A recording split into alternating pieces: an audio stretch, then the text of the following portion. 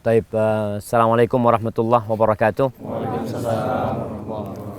Alhamdulillah, ana bersyukur kepada Allah bisa berjumpa dengan BM, Biker Muslim, Masya Allah. Dari Riau? Iya, siap. Antum sekarang di Bukit Tinggi? Oh iya, siap. Iya, udah. Nah, Allahumma sholli wa sallim ala nabiyina Muhammad, amma ba'd. Ana melihat orang-orang tuh berburu kesenangan. Ada yang kadangkala kesenangannya mendaki. Ana sampai sekarang nggak paham dapat apa dia mendaki. Antum yang suka naik motor dengan jarak yang jauh kadangkala. Ada yang touring Jakarta sampai Banyuwangi. Ini touring dari mana? Pekanbaru sampai Bukit Tinggi. Kadangkala yang didapat apa sih? Kenapa kok nggak naik mobil? Kenapa bang? Lebih seru Ustaz. Ada kesenangan kan seperti itu. Ada sesuatu yang dia dapatkan gitu loh. Tapi ana mau bertanya sama antum. Antum nih yang sudah ya berumur ya, alhamdulillah masih muda-muda sebenarnya sih. Sudah pernah nggak berburu manisnya keimanan? Kita kalau berburu enaknya naik gunung, enaknya menyelam ini itu. Padahal selesai itu capek. Capek, anak-anak antum lelah ya, Masya Allah. Tapi antum lakukan hal itu. Sebagian di antara kita itu bertahun-tahun hidup tidak pernah merasakan manisnya keimanan. Sehingga untuk ibadah berat buat dia. Tapi untuk touring dia jalan. Telepon berangkat, Masya Allah.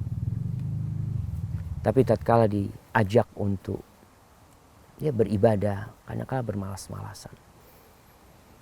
Ada yang berat melaksanakan agama Allah ini disebabkan memang dia belum merasakan manisnya keimanan. Rasulullah SAW mengatakan, "Dzaqa ta'mal iman." Orang itu akan merasakan manisnya keimanan apabila dia mendapatkan 3 hal. Yang pertama, man radiya billahi rabba. Dia ridha Allah sebagai Rabbnya. Artinya apapun yang terjadi, dia ikut. Dia mau sakit, dia ridha. Dia mau dapat nikmat, dia ridha. Orang tuanya meninggal dunia, dia ridha. Hukum-hukum Allah, Allah mengatakan ini halal, ini haram, ini boleh, ini nggak boleh. Dia ridha. Kenapa? Karena dia ridha Allah sebagai Rabb dia. Allah yang menciptakan dia, Allah yang memberikan rezeki kepada dia. Ada yang rezekinya sedikit, dia ridha. Kalau yang rezekinya banyak ridha, biasa, wajar. Tapi ada orang rezekinya banyak pun tidak ridha. Dia masih ingin lebih lagi. Terus keinginan itu ada pada diri.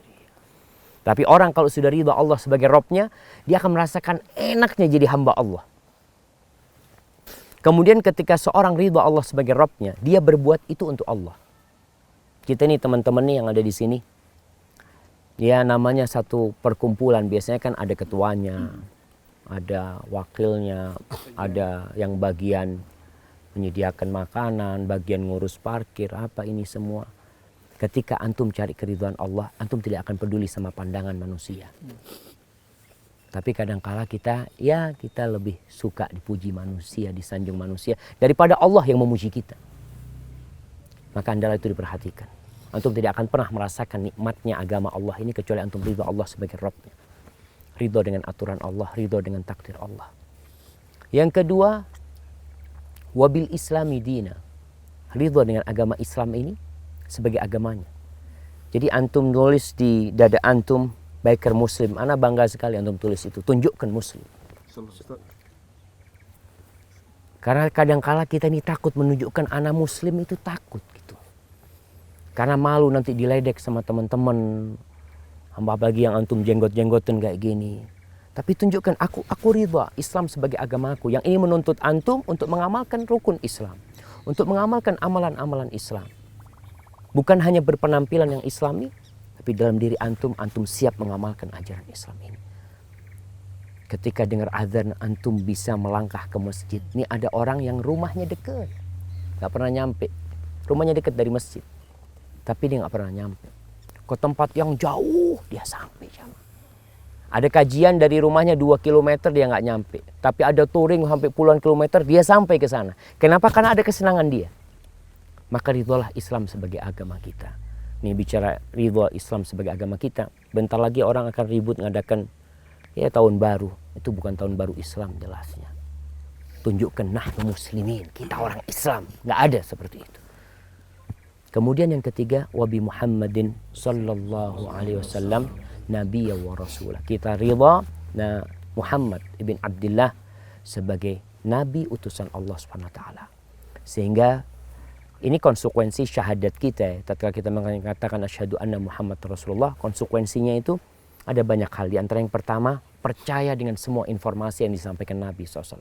Apa aja. Mau masuk akal, nggak masuk akal, kita percaya. Ini Nabi yang menyampaikan, Anda percaya. Yang kedua, taat dan patuh dengan perintahnya. Nggak usah ditawar-tawar jamaah. Kita tuh kadang-kala ini perintah Nabi SAW, kita nggak sami'na wa ata'na. Kita lebih sering menawar. Tapi kalau aturan perusahaan, itu kan nggak boleh. Yang touring semua harus pakai sepatu, kita taat. Karena aturan. Tapi kenapa dengan aturan Nabi SAW kita kadang-kala tanya, ini Ustaz sunnah apa wajib Ustaz? Sunnah, oh kan cuma sunnah Pak Ustaz. Subhanallah. Kenapa kita tidak senantiasa mengatakan sami'na wa ata'na? Ini perintah Nabi, mau sunnah, mau wajib, tapi Nabi nyuruh, anak akan ikut. Yang ketiga, menjauhi larangannya. Apa saja dilarang Nabi SAW, antum yang di jalan, ada beberapa larangan. Rasul SAW mengatakan, iyyakum wal julus fit turuqat. Kalian nggak boleh duduk di pinggir jalan. Kenapa? Karena pinggir jalan itu banyak tempat maksiat. Akhirnya para sahabat mengatakan, malana buddun min majalisin. Ya Rasulullah, kita nggak punya tempat duduk. Ya kecuali di jalan situ. Artinya di masa itu memang rumah mereka kecil-kecil, nggak bisa duduk dalam rumah gitu. Karena mungkin rumah langsung kamar gitu. Nggak bisa duduk, akhirnya duduknya di pinggir jalan. Nah, antum yang seperti ini biasanya lebih banyak nongkrong di pinggir jalan. Kalau kalian memang harus duduk di pinggir jalan, perhatikan haknya jalan. Apa haknya jalan? Nih. Jemaah, apa haknya jalan? Ghaddul basar, tundukkan pandangan. Jangan karena pinggir jalan, gimana Ustaz, ada cewek lewat Ustaz, gimana lah kita. Ya tundukkan pandangan, jangan gimana-gimana. Kalau enggak kuat jangan duduk di pinggir jalan, udah. Cari tempat lain. Itu yang pertama, ghaddul basar. Dan ini penting jemaah. Karena banyak dosa itu lewatnya dari mata. Terus yang kedua, raddus salam, jawab salam. Jadi ada orang lewat mengucapkan salam, karena memang kan yang mengucapkan salam yang lewat kepada yang duduk ya, kita jawab salam. Tapi yang ketiga, menjauhkan gangguan dari jalan. Kaful adha, menahan diri dari gangguan. Kita nggak boleh ganggu orang. Artinya jangan sampai kita duduk pinggir jalan nanti ngeliatin orang, oh orang ini kayak gini, kan kadang-kala di pinggir jalan orang-orang malah kerjanya seperti itu. Terus yang keempat, amar ma'ruf nahi mungkar. Yang kelima nahi mungkar. Jadi ketika kita lihat ada orang yang mamanya lagi melakukan kemaksiatan, itu kewajiban kita. Kalau antum nggak mampu jangan duduk di sana, tinggalkan tempat itu. Karena man ra'a minkum mungkaran, yang melihat kemungkaran, hendaklah dia merubahnya. Dan antum nggak bisa ke tempat-tempat seperti ini. Itu ada teman kita di Jogja, masya Allah. Dia kalau ngelihat ada teman, ada 2 orang pacaran, dia datengin gitu. Assalamualaikum, mohon maaf, tanya. Ini apanya, istrinya atau bukan? Antum udah lakukan itu belum? Belum. Nih, masya Allah, cobalah antum seperti itu. Dengan akhlak ya, dengan akhlak. Menyampaikan, kita nggak usah marah-marah sama mereka. Tapi kita kasih penyampaian, kalau memang sudah suka sama suka, segera menikah. Supaya nggak tambah banyak dosanya, maksiatnya seperti itu. Jadi, tadi, Ghaddul basar, kemudian raddus salam, kaful adha, terus amar ma'ruf, nahi mungkar. Perhatikan hal itu. Kemudian kalau ada orang yang dizalimi, kita juga membantu mereka, menolong mereka. Jadi konsekuensi kita ridha Nabi Muhammad SAW sebagai utusan Allah. Yang pertama tadi, percaya dengan semua informasi yang disampaikan. Laksanakan perintahnya. Yang ketiga, menjauhi larangannya. Yang keempat, tidak beribadah kecuali dengan syariat Nabi Muhammad SAW.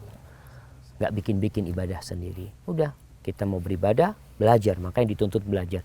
Apa sih yang Nabi lakukan ketika malam tahun baru mamanya? Apa yang beliau lakukan? Oh ternyata memang nggak ada tahun baru di masa Nabi SAW. Ya udah, kita nggak ada juga gitu loh, karena kita mengikuti Nabi SAW.